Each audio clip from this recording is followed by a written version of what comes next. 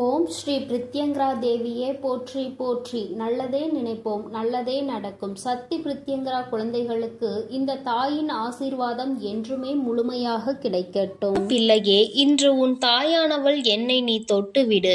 ஏனென்றால் உன் தாயானவள் நான் சொன்ன அதிர்ஷ்ட நாள் உன் வாழ்க்கையில் வந்துவிட்டது. ராஜயோகத்தை பெறுவதற்கு தயாராக இருக்கின்ற என் பிள்ளை, இப்பொழுது என்னை விட்டால் அதன் பிறகு உன் வாழ்க்கையில் என்ன நடக்கப் போகிறது என்பதை தெரியாமல் இருந்து விடுவாய். என் பிள்ளையே, எல்லோருக்கும் வாழ்க்கையில் அதிர்ஷ்டங்கள் வந்துவிடுவது கிடையாது. சிலருக்கு அதிர்ஷ்டம் என்பது வாழ்க்கையில் எப்பொழுதாவது தான் கிடைக்கின்றது. சிலருக்கு அந்த அதிர்ஷ்டம் கிடைத்தும் அது அதிர்ஷ்டம் என்று தெரியாமலேயே விட்டு விடுவார்கள். அதுபோலதான் உன் வாழ்க்கையிலும் அதிர்ஷ்டம் பலமுறை உன் வீட்டு கதவை தட்டியும் என் பிள்ளை அந்த வாய்ப்பினை நீ சரியாக பயன்படுத்தி கொள்ளாதனால்தான் இன்று இத்தனை வேதனைகளையும் நீ அனுபவித்துக் கொண்டிருக்கின்றாய். அதிலும் குறிப்பாக இன்று இந்த தாயானவள் உனக்கு நடத்தி தரப்போகின்ற அற்புதம் இந்த நல்ல நாளில் உன்னுடைய வாழ்க்கையில் மிகச் சிறந்ததாக இருக்க போகின்றது. என் பிள்ளையின் வாழ்க்கையில் ஒரு நாளும் மறக்க முடியாத அளவிற்கு அற்புதத்தை அம்மா உன் வாழ்க்கையில் நடத்தி கொடுக்க போகின்றேன். என் பிள்ளை, நீ எத்தனை முறைதான் இந்த வாழ்க்கையை பற்றி சிந்தித்து மனம் வேதனையை அடைந்து கஷ்டப்பட்டு துன்பப்பட்டு துயரப்பட்டு இனிமேல் எதுவுமே இல்லை என்று ஓரம் கட்டப்பட்டு நின்று கொண்டிருக்கின்ற நேரத்தில் இந்த தாயானவள் என்னை சந்தித்தாய் அல்லவா? சத்திய வாக்கினை தருகிறேன், உன் வாழ்க்கையில் இதை நடத்தி கொடுப்பேன் என்று அம்மா உனக்கு உறுதி வாக்கினை தருகின்றேன். அப்படி நான் தருகின்ற வாக்கு ஒவ்வொன்றும் உன் வாழ்க்கையில் நிச்சயமாக பலிக்கின்றதா அல்லது நடக்காமல் போகின்றதா என்று என் பிள்ளை நீ நினைக்கின்றாய் அல்லவா? இந்த அதிர்ஷ்ட நாளில் அம்மா வந்திருக்கின்றேன். ஒவ்வொரு முறையும் உன்னிடம் சொல்வது போல இந்த நாளில் உனக்கு நான் நிறைவேற்றி கொடுக்கிறேன் என்று நான் சொன்னது அந்த நாள் இன்று உன் வாழ்க்கையில் வந்திருக்கின்றது. என் பிள்ளையே, நீ உன் வாழ்க்கையில் செய்த முயற்சிகள் அனைத்திற்கும் ஆன பலன் உனக்கு கிடைக்கப் போகின்றது. ஏதோ ஒரு வகையில் இந்த வாழ்க்கையை நீ வென்று காட்டியதை உணரப் போகின்றாய். ஏதோ ஒரு சூழ்நிலைதான் இந்த வாழ்க்கையில் நீ பட்ட சில அவமானங்கள் எல்லாம் இப்பொழுது உன்னை விட்டு சென்று விட்டதை நீ உணரப் போகின்றாய். அவமானங்களை கொடுத்தவர்கள் உன் வாழ்க்கையை விட்டு விலகி சென்றதையும் நீ கண்கூடாக காணப்போகின்றாய். என் பிள்ளையே, இந்த வாழ்க்கை உனக்கு எதையெல்லாம் கொடுத்து உன்னை சாதிக்க சொல்லியதோ அந்த நேரத்தில் அதையெல்லாம் விட்டுவிட்டு என் பிள்ளை நீ நின்றிருந்த நேரம் இனிமேல் அதுபோன்று எதுவும் நடக்காதபடி உன் வாழ்க்கையில் உனக்கான நல்ல நேரம் ஆரம்பித்து விட்டது. அம்மா, எனக்கு கிடைத்த வாய்ப்புகள் என்று தெரியாமல் தான் நான் தவறு செய்து விட்டேன். ஆனால் இனி ஒருபொழுதும் எனக்கு கிடைக்கின்ற வாய்ப்புகளை நான் விட்டுவிட மாட்டேன் என்று என் பிள்ளை நீ சொல்கின்றாய் அல்லவா? நிச்சயமாக உன்னுடைய வார்த்தைகளுக்கு மதிப்பளித்து உன் தாயானவள் மீண்டும் உன் வாழ்க்கையில் உனக்கான வாய்ப்புகளை ஏற்படுத்தி கொடுக்க போகின்றேன். என் தங்கமே, நான் தருகின்ற இந்த வாய்ப்புகள் உன்னுடைய வாழ்க்கையின் அடுத்த கட்டம் என்னவென்று உனக்கு காண்பிக்கும். சந்தோஷமான நேரம் என்னவென்பதை உனக்கு உணர்த்தும். இனி இந்த வாழ்க்கையில் எதை அனுபவிக்க போகின்றாய் என்பதனை உனக்கு காட்டும். இவை எல்லாமே உனக்கு இன்றே தெரிய வந்துவிடும். ராஜயோகம் என்பது என் பிள்ளையே, நீ எதிர்பார்க்காத ஒரு விஷயத்தில் உனக்கான நல்ல செய்தி ஒன்று இன்று நிச்சயமாக வந்து சேரும். என் பிள்ளைக்கு மனதில் இருக்கின்ற ஏக்கங்களும் வலிகளும் இன்றோடு தீரப்போகின்றது. இதற்காக தான் இத்தனை கஷ்டப்பட்டோமா என்று என் பிள்ளை எண்ணி வியக்கின்ற அளவிற்கு உன்னுடைய வாழ்க்கையில் உனக்கான சந்தோஷங்கள் எல்லாமே வரப்போகின்றது. என் பிள்ளையே, சில நேரங்களில் நீ செய்கின்ற சில தவறுகள் என்னவென்று உன் கண்களுக்கு தெரியாமல் போய்விடுகின்றது. நம் வாழ்க்கை என்ன நிலையில் இருந்தது என்பதை ஒரு நொடி கூட நீ சிந்திக்க நினைப்பதில்லை. ஏன் தெரியுமா?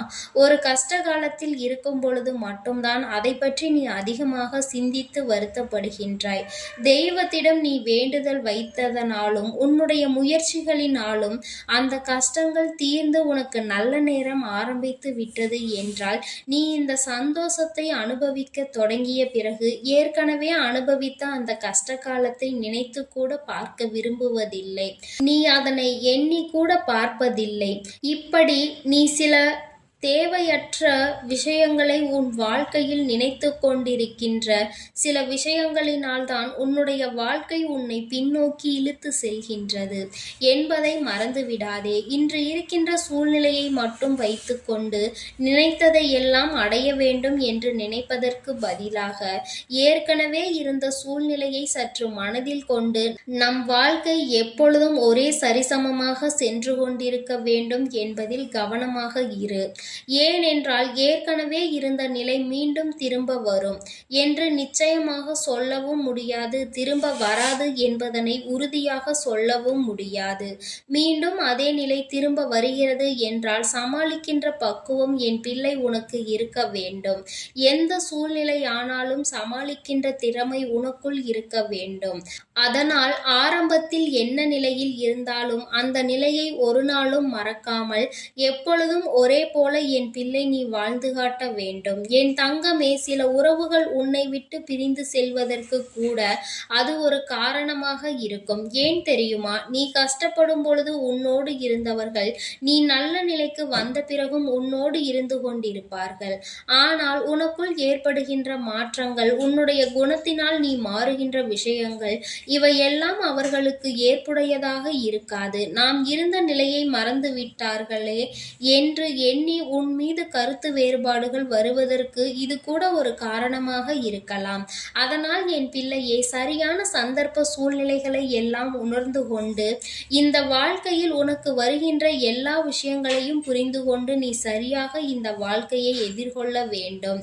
எல்லாவற்றிற்கும் மேலாக என் தங்கமே, நீ நினைத்தது எல்லாம் உன்னை வந்து சேரும் என்பதில் உனக்கு எந்த சந்தேகமும் இல்லையானால் அவையெல்லாம் உன்னை வந்து சேர்வதற்கான முயற்சிகள், நீ உன் மனதில் வைத்திருக்கின்ற நம்பிக்கை, இவையெல்லாம் எந்த அளவிற்கு இருக்கிறது என்பதையும் நீ சரியாக கவனித்து கொண்டாலே போதும். என்றுமே உன்னுடைய வாழ்க்கையில் உனக்கு உறுதியான விஷயங்களை கொடுக்க உன் தாயானவள் நான் காத்து கொண்டிருக்கின்றேன். நீ வேண்டும் என்று சொல்லிவிட்டால் போதும், அம்மா அதனை உனக்கு தருவதற்கு ஓடோடி வந்து விடுவேன். என் பிள்ளையே, நீ என்றென்றைக்கும் உன்னுடைய மனநிலையில் மட்டும் மாற்றங்களை கொண்டு வராமல் இருந்து விட்டால் போதும். அதிர்ஷ்ட நாள் என்பது உனக்கு இன்று மட்டும் அல்ல, தினம் தினம் உன் வாழ்க்கையில் அதிர்ஷ்டம் உன்னை தேடி வந்து கொண்டே இருக்கும். ராஜயோகம் என்பது என் பிள்ளையே நீயாக உன் வாழ்க்கையில் தேடிக்கொள்வதாக இருக்கும் என்பதை நீ புரிந்து கொள்வாய். என் பிள்ளையே, இந்த வாழ்க்கை இது நாள் வரையிலும் உனக்கு கற்றுக் கொடுத்த விஷயங்களை எண்ணி நீ மனம் வேதனை பட்டு கொண்டிருக்கின்றாய் அல்லவா? இதற்கு மேலும் இந்த விஷயங்கள் உன் வாழ்க்கையில் உனக்கு அதிக வேதனையையும் சோதனையையும் கொடுத்து விடாமல் எல்லாமே உனக்கு நல்லதாகவே நடக்கும் என்கின்ற மனநிலை உன்னிடத்தில் கொண்டு வந்து சேர்த்து, வெற்றி என்ற ஒன்று என் பிள்ளைக்கு நிரந்தரமானது, அதை யாராலும் உன்னிடத்தில் இருந்து தட்டி பறிக்க முடியாது. அவரவர் திறமையை கொண்டு வாழ்க்கையில் முன்னேற வேண்டுமே தவிர அடுத்தவர்களினுடைய வாழ்க்கையை யாராலும் பறிக்க முடியாது என்பதனை என் பிள்ளை நீ புரிந்து கொள்ள வேண்டும்.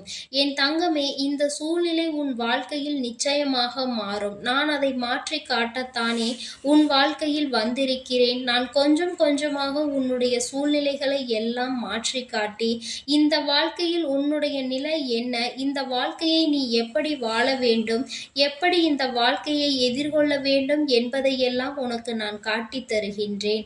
என் பிள்ளையே, மனம் முழுக்க நீ சந்தோஷத்தோடு வாழ வேண்டும். என்றுமே இந்த தாயானவள் உன் வாழ்க்கையில் உனக்கானதை எல்லாம் உன்னோடு இருந்து கொண்டு உன்னுடைய ஆசைகளை நிறைவேற்றி கொடுப்பேன் என்பதில் மட்டும் நீ எந்த விதமான மனக்கருத்து வேறுபாடுகளையும் வைத்து கொள்ளாதே. அம்மா என்றுமே உன்னோடுதான் இருக்கின்றேன். என் செல்ல குழந்தைக்கு இந்த தாயானவளினுடைய ஆசீர்வாதங்கள் எப்பொழுதும் முழுமையாக கிடைத்து கொண்டே இருக்கும். என் தங்கமே, அதனால் நீ எதற்காகவும் கலங்காதே, எதை நினைத்தும் வருந்தாதே. நீ நல்லதையே நினைத்தால் உன் வாழ்வில் எல்லாம் உனக்கு நல்லதாக மட்டுமே நடக்கும். என் அன்பு குழந்தைக்கு இந்த சக்தி பிரித்யங்கராவின் அன்பும் ஆசீர்வாதமும் முழுவதுமாக கிடைக்கும். ஓம் ஸ்ரீ பிரித்யங்கரா தேவியே போற்றி போற்றி. ஓம் ஸ்ரீ பிரித்யங்கரா தேவியே போற்றி போற்றி.